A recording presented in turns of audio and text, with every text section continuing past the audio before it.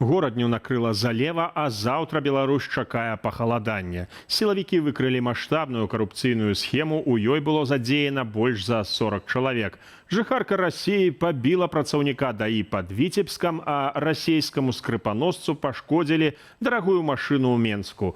Вакансіі, з якімі заробкамі прапаноўваюць рабочым і што за імі хаваецца. Вітаю, Владзіслаў Корсак у студыі. Лайк, падпіска, калі бяспечна. Пачынаем праграму «Белсат онлайн». Набрали хабару больш як на 750 тысячаў рублёў. Міліцыянты справаздачацца пра раскрыццё маштабнай карупцыйнай схемы. Кажуць, што затрымалі 44 службовыя асобы з прадпрыемстваў аграпрамысловага і паліўна-энергетычнага комплексаў, ЖКГ, будаўніцтва, транспарту, адукацыі ды іншых сфераў. Маўляў, цягам некалькіх гадоў затрыманыя атрымлівалі хабар ад удзельнікаў тэндара ў абмен на прасоўванне камерцыйных інтарэсаў, забяспечвалі выбар патрэбных пастаўшчыкоў, спрыялі прыёмцы тавараў і своечасовай аплаце паставак. Арганізатарам схемы называюць заснавальніка некалькіх камерцыйных кампаній, які нібыта распрацаваў механізм размеркавання хабару і нават прыдумаў дзеля гэтага спецыяльную формулу. Падчас ператрусаў сілавікі забралі дакументы так званай чорнай бухгалтэрыі. У дачыненні да дзясяткаў фігурантаў узбудзілі 45 крымінальных спраў па фактах хабарніцтва.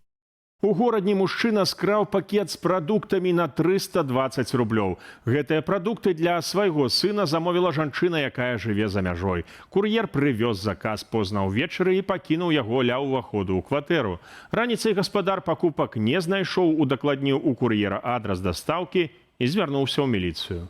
Аказалася, што пакет забраў 43-гадовы сусед, які не працуе. Ён заўважыў яго каля 11 вечара і вырашыў прысвоіць. Мужчыну затрымалі, прадукты вярнулі ўладальніку. Супраць падазраванага распачалі крымінальную справу. Небараку пагражае да 3 гадоў пазбаўлення волі.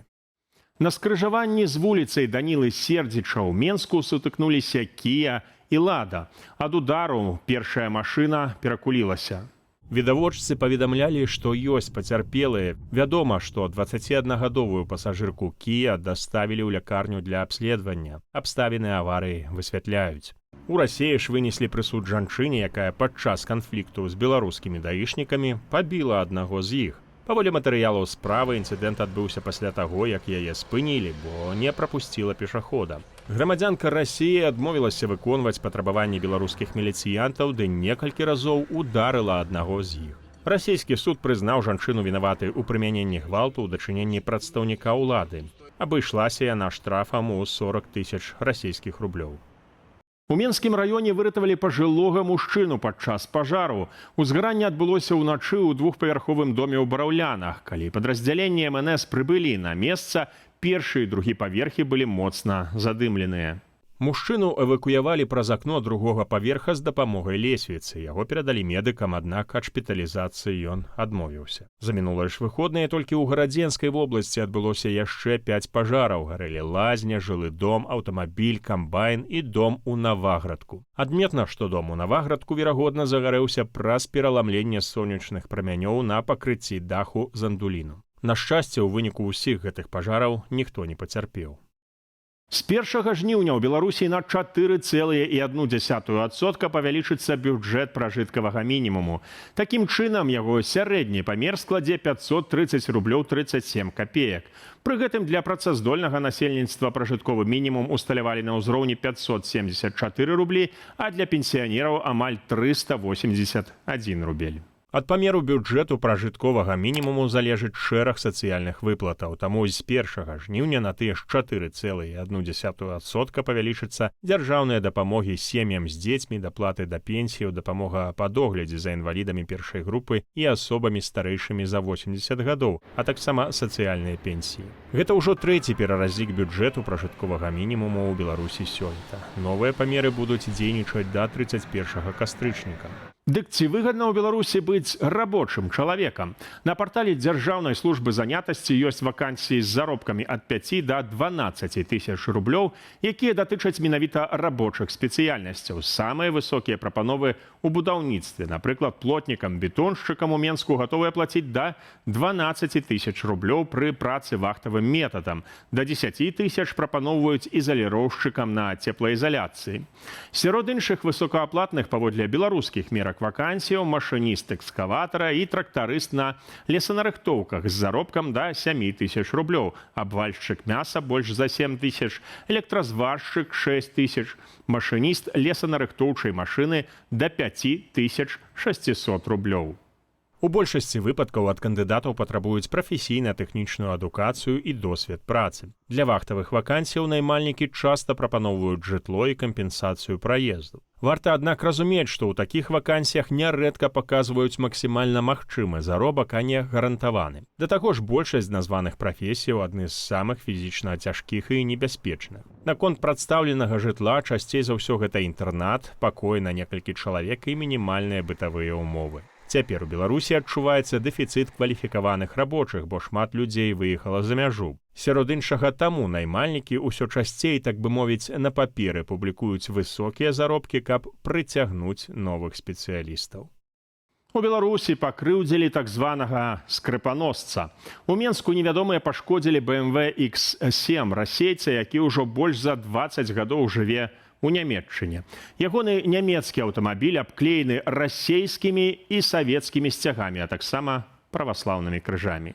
Сам мужчына незадаволены, што камусьці ў Беларусі не падабаецца расейскі сцяг. Расейска-савецкі праваслаўны патрыёт з Нямецчыны скардзіцца на пашкоджаныя люстэркі ды мяркуе, што аўта абстралялі з траўматычнай зброі. Праўда, ёсць яшчэ адна версія, што магло не спадабацца беларусам у яго паводзінах. У сваіх жа відэа герой рэгулярна паказвае, як носіцца па беларускіх дарогах да 157 км за гадзіну па МКАД і больш за 130 у Менску. Раней ён ужо трапляўся даішнікам і плаціў штраф за перавышэнне хуткасці. Сёння спаўняецца 36 гадоў з дня прыняцця дэкларацыі аб дзяржаўным суверэнітэце Беларусі. З 1991 да 1996 года менавіта гэтую дату святкавалі ў нашай краіне як Дзень незалежнасці. З нагоды гадавіны да беларусаў звярнулася кіраўніца аб'яднанага пераходнага кабінету Святлана Ціхановская. Яна заявіла, што за сённяшняй датай стаяць людзі, якія хацелі, каб Беларусь нарэшце сама вырашала свой лёс. Каб у нас былі свае законы, свая палітыка, свая будучыня, каб ніхто звонку не распараджаўся нашай зямлёй. Паводле Святланы Ціхановскай, пасля чарнобыльскай катастрофы, адкрыцця праўды пра курапаты і дэмакратычных пераменаў у суседзяў, усё больш беларусаў адчувалі, што маюць права быць асобнай краінай. Што мае права існаваць Беларусь не як дадатак да чужой імперыі, а як дом для свайго народу. У выніку незалежнасць Беларусі не з'явілася сама па сабе за яе, змагаліся яе, выбіралі і адстойвалі. Нават тыя, хто пазней пачаў разбураць беларускую дзяржаўнасць, тады галасавалі за суверэнітэт, нейтралітэт і бяз'ядравы статус. Беларусь павінна быць самастойнай, мірнай і вольнай ад чужой зброі ды чужых войнаў, рэзюмавала кіраўніца аб'яднанага пераходнага кабінету. Дэкларацыя аб суверэнітэце была прынятая Верхоўным Саветам БССР 27 ліпеня 1990 года. 25 жніўня 1991 ёй была нададзеная сіла канстытуцыйнага закону. Сябры, не вядзіцеся на ўсё, што бачыце онлайн. Тык-току ўсё больш запаўняюць відэа з нібыта лекарамі, а насамрэч вобразамі лекараў, якія створаны штучным інтэлектам. Паводле даследавання маркетынгавага агенцтва Гэлам, такія ролікі, напрыклад, распаўсюджваюць небяспечныя і ўжо даўно абвергнутыя міфы пра анкалогію. Напрыклад, лекары, створаныя штучным інтэлектам, сцвярджаюць, што хваробы могуць выклікаць разаграванне ежы ў пластыку, выкарыстанне дэзадарантаў або сон побач з мабільным тэлефонам. У арганізацыі Cancer Research UK гэтыя сцверджанні назвалі ілжывымі. Даследчыкі таксама выявілі, што створаны штучным інтэлектам кантэнт прысутнічаў у 40% самых папулярных відэа TikTok на тэму здароўя. У адказ TikTok заявіў, што высновы даследавання маркетынгавага агенцтва не адлюстроўваюць рэальнай сутнасці платформы. Ужо заўтра надвор'е ў Беларусі сапсуецца. Краіну накрые халаднейшая частка цыклону. Уначы і раніцай на ўсходзе чакаюцца дажджы, месцамі моцныя з навальніцамі. Удзень кароткачасовыя дажджы і навальніцы магчымыя ўжо на большай частцы тэрыторыі Беларусі. Дарэчы, горадню пачало заліваць ужо сёння. Вецер будзе паўночна-заходні, парывісты, месцамі да 18 метраў на секунду. Тэмпература ў дзень складзе ад плюс 18 да плюс 23 градусаў, у Менску каля плюс 20. Сіноптыкі адзначаюць, што аўторак стане самым халодным днём гэтага тыдня. Ужо ў сераду мусіць пацяплець да плюс 25 градусаў.